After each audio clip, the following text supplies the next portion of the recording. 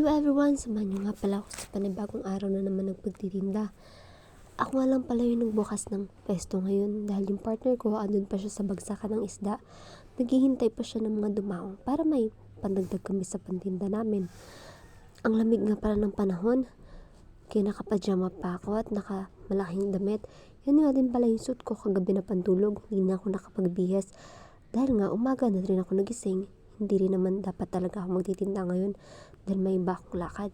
Kaya lang, tumawag yung partner ko sa akin na ako daw muna yung magtinda habang siya ay naghihintay pa daw ng mga isda. Dalawang klase nga lang pala yung isda yung ititinda namin ngayon. Yung malapano, yan yung huli kagabi. Ngayong umaga na namin ititinda kasi nga gabing-gabi na din naman yun. Wala na din namang bibili. Fresh na fresh pa rin naman yan. Yung isa naman namin na isda is bangus. Yan yung tira namin kahapon. Mas malakas kasi yung ulan kahapon kaysa sa ngayon. Buti nga yun, medyo tumila-tila. Kahapon talaga, halos buong araw walang tigil yung ulan. Matuma din kapag ganun. May natira sa amin na bangus na 13 piraso. Unti na lang yan, 30 kilos yung bangus namin kahapon tapos may iba pa kaming isda. Ngayon, hindi ko alam kung madadagdagan ba yung isda namin. Pero sana madagdagan naman. Kasi parang ang bored naman ng mga isda kapag dalawang klase lang.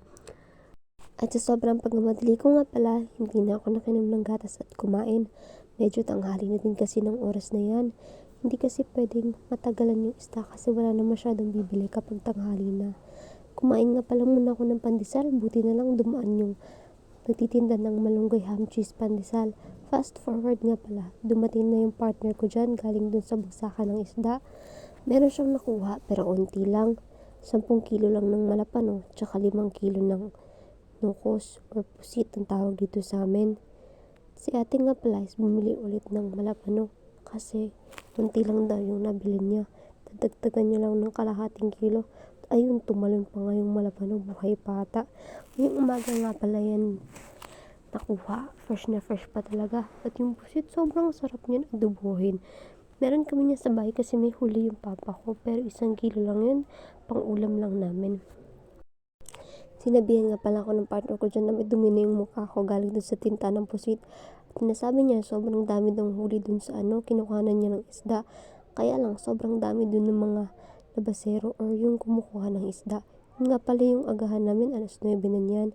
At paubos na din yung isda namin, bangus na lang yung natira, ilang piraso na lang.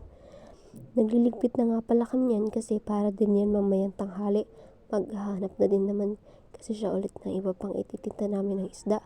Baka sakaling may dumaong na naman pero hindi rin sigurado kasi ngayong season na to sobrang mahal talaga ng isda at hindi din ganun kadami yung huli. Minsan pa nga 1 kilo, 2 kilo yun lang yung huli ng mga nangingisda. Sobrang unti lang, hindi man lang umabot dun sa panggasolina nila, diba? Bago nga pala kami magligpit is meron pang bumili ng 2 piraso ng bangus. Nakilala din namin yan tapos pinalagyan na lang ng ice kasi baka hindi pa siya uuwi agad. Malayo din kasi yung uuwian yan. Nagbibiruan pa nga sila ng partner ko siya. Baka daw sakaling mag-iinom pa kaya lagyan ko daw muna ng yelo. Yun lang po. Maraming salamat sa inyong panonood. Sana po tangkilikin niyo po yung paninda namin. Thank you and God bless. Bye-bye!